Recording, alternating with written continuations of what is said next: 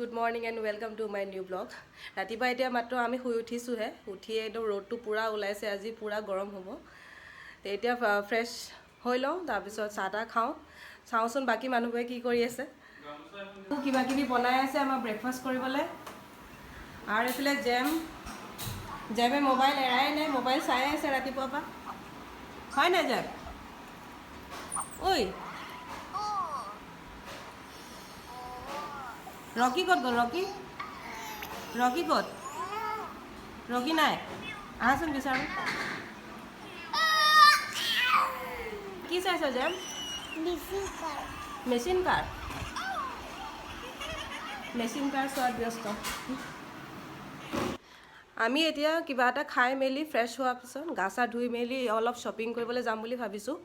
কাৰণ কিবা কিবি সৰু সুৰা বস্তু দুটামানো ল'ব আছে, তো কাকুও যাব, তাইও যাব আমাৰ লগত। দাদা ফেক্টৰীলৈ গ'ল, সি কামত ব্যস্ত। তাৰ কাকু আৰু আমি একেলগে শ্বপিং কৰিব যাম। তাৰপিছত লাহে ধীৰে আৰু অকণমান পাছবেলালৈ আমি বিয়ালৈ ওলাই যাম। ঘৰৰ পৰাতো ওলাই আহিলোঁ, কিন্তু এতিয়া ট্ৰেফিকতে 15 মিনিটমান আমি ৰ'লোঁ, আৰু বা কিমান দেৰি ৰ'ব লাগে।